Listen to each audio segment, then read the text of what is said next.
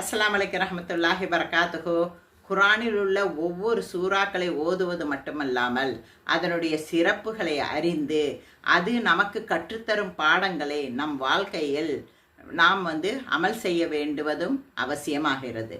நாம் அவ்வாறு பார்த்து கொண்டிருக்கும் சூறாக்களில் இன்று மூன்றாவதாக ஆல இம்ரானை பற்றி நாம் பார்க்க போகிறோம். பிஸ்மில்லாஹிர் ரஹ்மானிர் ரஹீம்.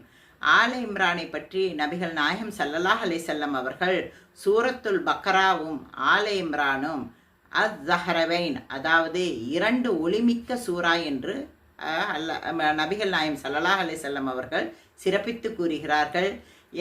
ஏனென்றால் இந்த சூறாவை படித்து அதன்படி அமல் செய்யும் மனிதர்களுக்கு இந்த சூறாவானது அல்லாஹு தாலாவிடம் மறுமையில் பரிந்துரை செய்யும் என்று சிறப்பித்து கூறுகிறார்கள்.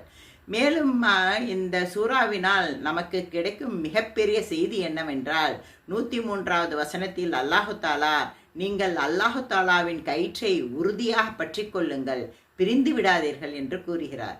அதாவது அல்லாஹு தாலாவின் குர்ஆனை உறுதியாக பற்றி கொள்ளுங்கள், நபிகள் நாயகம் ஸல்லல்லாஹு அலைஹி வஸல்லம் உடைய சுன்னாவை நீங்கள் ஃபாலோ செய்யுங்கள், நீங்கள் ஒற்றுமையாக இருங்கள் என்று என்னுடைய ரப்பு கூறுகிறான்.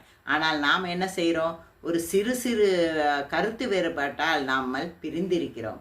என் ரப்போடைய இந்த சூறாவினால் நமக்கு தெரிவது என்ன? நாம் ஒற்றுமையாக இருக்க வேண்டும் என்று அல்லாஹு தாலா கூறுகிறான். மேலும் இந்த சூறாவில் அழகிய ரப்பனா துவாக்கள் இருக்கின்றன. இந்த துவாக்களின் மூலம் ஈமானை உறுதிப்படுத்தவும், மன்னிப்பை கேட்கவும், மறுமையின் வெற்றியை வேண்டவும் நமக்கு இந்த துவா கற்றுத்தருகிறது. இந்த சூறாவின் கடைசி பகுதியில் அல்லாஹு தாலாவின் படைப்புகளை பார்த்து சிந்திக்கும் உண்மையான ஈமானுடையவர்களின் பண்புகளை பற்றி அல்லாஹு தாலா கூறுகிறான். அவர்கள் வானங்களையும் பூமியையும் பார்த்து, எங்கள் இறைவா, இதை நீ வீணாக படைக்கவில்லை என்று அல்லாஹ் சுபஹான தாலாவை நினைத்து துவா செய்கிறார்கள்.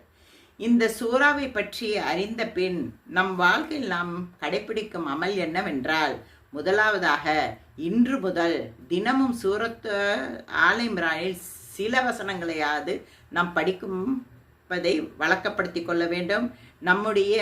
நாம் ஒற்றுமையாக இருக்க கற்றுக்கொள்ள வேண்டும். அல்லாஹு தாலாவின் கயிற்றை, அதாவது குர்ஆனையும் நபிகள் நாயகம் ஸல்லல்லாஹு அலைஹி வஸல்லம் சுன்னத்தையும் உறுதியாக பற்றி கொள்வோம். அல்லாஹு தாலா நம்மை குர்ஆனை ஓதி புரிந்து அதன்படி வாழக்கூடியவர்களாக ஆக்குவானாக. ஆமீன் சொல்லுங்கள். அஸ்ஸலாமு அலைக்கும்.